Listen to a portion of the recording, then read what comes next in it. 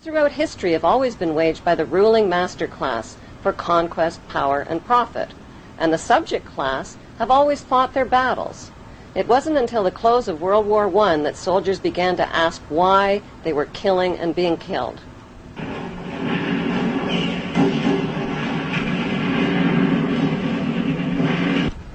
The League of Nations was the money cartel's first attempt at world control, but Tsar Nicholas II of Russia caught on to their plot and sabotaged it. That proved to be a deadly mistake. Schiff, Warburg, Rockefeller, Harriman, and Morgan backed the uprisings that led to the 1917 Russian Revolution. Their strategy was to finance both sides of wars and revolutions, which gave them control over the winners, the losers, and the outcome. The execution and removal of the bodies took 20 minutes. 3 centuries of Tsarist Russia were gone.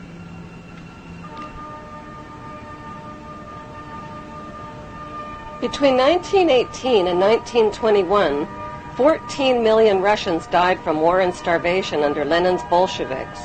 By 1919, Lenin ran up a national debt to the Rothschild banksters of $60 billion, which put Russia firmly under their control. As Mayor Rothschild once said, "Give me control of a nation's money, and I care not who makes her laws." To this day, the Rothschilds have stopped the heirs to the Tsar's fortunes from claiming their deposits held in Rothschild banks. Those fortunes are now worth an estimated $50 billion. Joseph Stalin, who was financed by the same money cartel, replaced Lenin as Russia's brutal new dictator. Using terror and death threats, Stalin's job was to industrialize Russia and turn communism into a powerful counterforce to democracy. Manufactured conflicts between these two powerful political forces would be the ideal excuse for all future wars and for dividing, conquering, and ruling the world.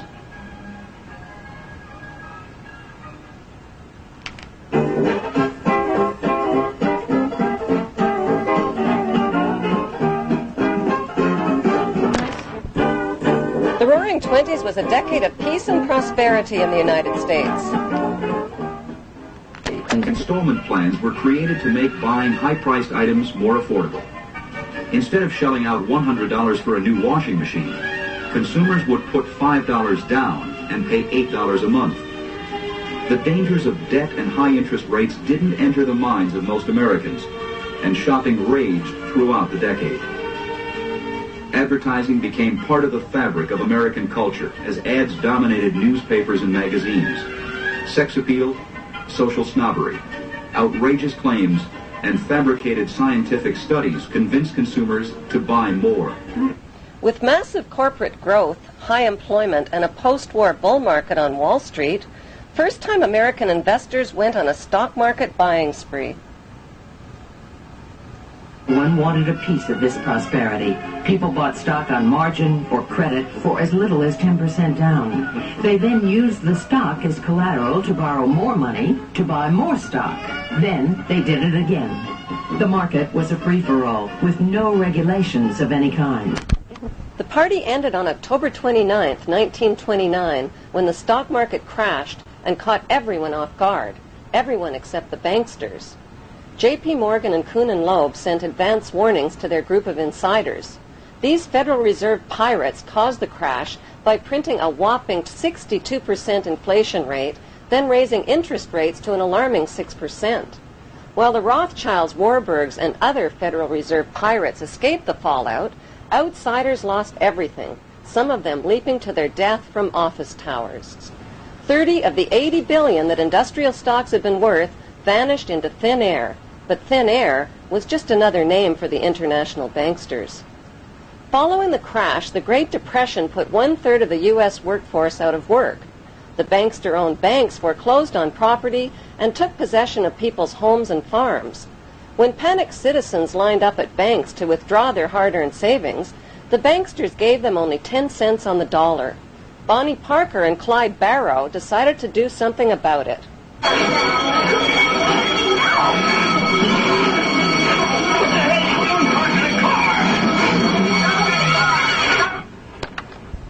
and desperate, many Americans set up tent cities and rode the rails looking for work.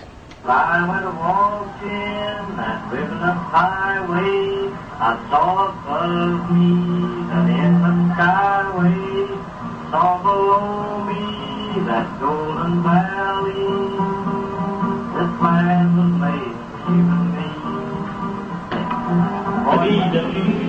A paradise to live in or see.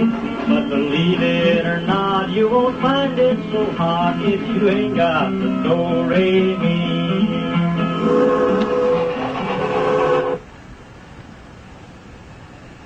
We don't want to overlook the fact that this country was on the brink of hell. We were looking and searching for anything to get us out of this mess. Communism looked very, very attractive to people. We're going to share everything. You're not going to have to worry about being out of a job. We're going to be one great, big, happy family. There was a lot of baloney. You weren't, but that we believed it. Either on the trains or in jungles, you do get to talking about what this means in a broader sense, the social struggle. Why does it have to be this way when the goddamn guys on Wall Street all got millions of dollars? And I can remember being aware of the difference between the working class and the ruling class in this society, to put it in the terms that I use today. The boys come chanting and the fog was lifting. This land was made for you and me. Congressman Louis McFadden, chairman of the House Banking Committee, claimed the crash was planned by the international bankers who sought to become rulers of us all. In his famous 1932 congressional address, he said, "Mr. Chairman, we have in this country one of the most corrupt institutions the world has ever known. I refer to the Federal Reserve Board and the Federal Reserve Banks. The Federal Reserve Board has cheated the people of the United States out of enough money to pay the national debt 3 times over. This evil institution has impoverished and ruined the people of the United States through the defects of the law which it operates and through the corrupt practices of the moneyed vultures who control it. Some people think the Federal Reserve banks are government institutions. They are not government institutions. They are private credit monopolies which prey upon the people of the United States for the benefit of themselves." Following a series of death threats, McFadden died from food poisoning, followed by a heart attack under suspicious circumstances. In his book, Wall Street and the Rise of Hitler, Professor Anthony B. Sutton shows documented evidence that U.S. corporations supplied money, gas, vehicles, and weaponry that helped Hitler launch World War II.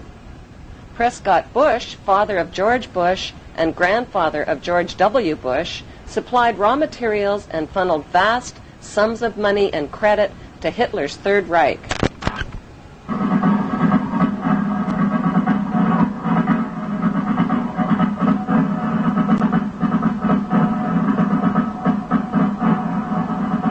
Under Trading with the Enemies Act, the U.S. government seized businesses operated by Prescott Bush and Skull and Bonesman Averell Harriman, including New York's Union Banking Corporation.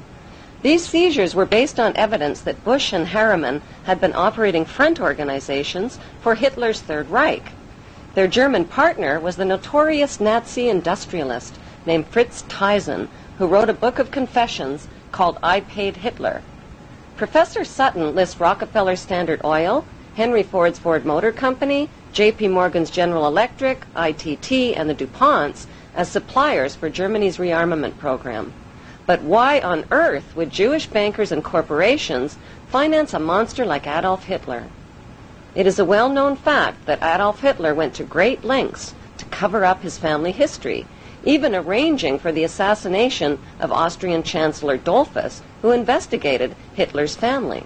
The Dollfuss file, now in the hands of the British Secret Service, revealed that Adolf Hitler's grandmother, named Maria Anna Schicklgruber, worked in Vienna as a live-in housemaid at Solomon Rothschild's manor next to his hotel. The information was traced through her compulsory registration card. Solomon Rothschild was one of Mayor Rothschild's 5 banker sons. Separated from his wife, Solomon had a reputation with police as a lecherous womanizer. When Maria Anna Schicklgruber's pregnancy was discovered, she was dismissed. Adolf Hitler, the grandson of Solomon Rothschild, earned a reputation as the most evil man the world has ever known. But more evil than Adolf Hitler were the men who created and financed him.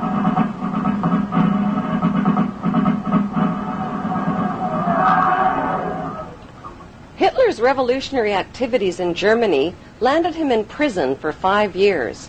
This so-called prison was Landsberg Castle, a comfortable, privileged pastoral setting where Hitler was groomed for the job of Führer. His coaches, Rudolf Hess and Hermann Göring, helped him write the infamous book Mein Kampf,